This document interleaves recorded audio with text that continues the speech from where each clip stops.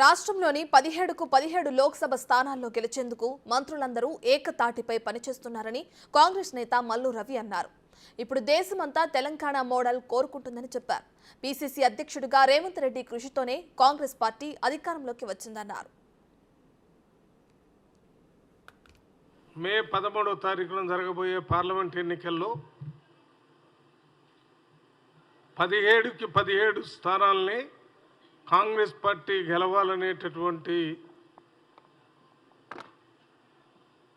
లక్ష్యంతోనే రేవంత్ రెడ్డి గారు,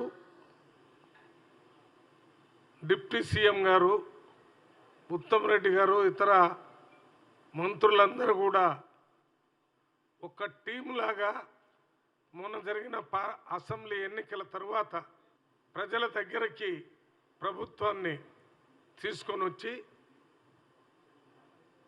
ప్రజలకి స్వేచ్ఛగా ఆలోచించటం, స్వేచ్ఛగా మాట్లాడుకోవటం, స్వేచ్ఛగా వారి ఇష్టమైనటువంటి పనులు చేసుకునేటటువంటి అవకాశాన్ని కల్పించి రాష్ట్రంలో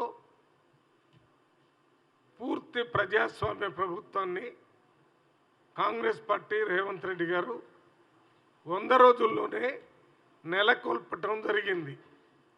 మొత్తం ఇవాళ తెలంగాణ రాష్ట్రంలో జరుగుతున్నటువంటి పరిపాలనని భారతదేశంలో ప్రజలందరూ తెలంగాణ మోడల్ ప్రభుత్వం కావాలని కోరుకుంటున్నారు. తెలంగాణ మోడల్ అనేది ఇప్పుడు ఇంతకుముందు గుజరాత్ మోడల్ అనే దాన్ని తీసి దానిపైకి ఇప్పుడు తెలంగాణ మోడల్ వచ్చింది. తెలంగాణ మోడల్లో సెక్యులర్ డెమోక్రటిక్ పరిపాలన తెలంగాణలో నడుస్తుంది. తెలంగాణలో సంక్షేమం, అభివృద్ధి సమపాలనలో నడుస్తుంది.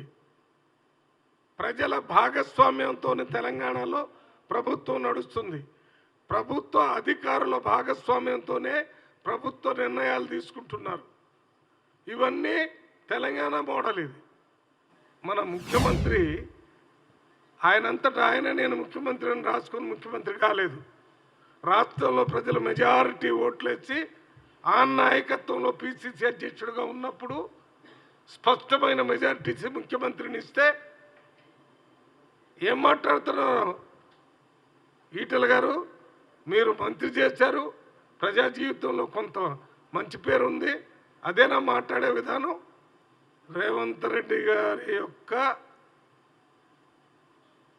కష్టాలను ఆయన చేసిన పని ఫలితంగా కాంగ్రెస్ పార్టీ వచ్చింది. As a PCC president team work చేస్తున్నారు ఇప్పుడు.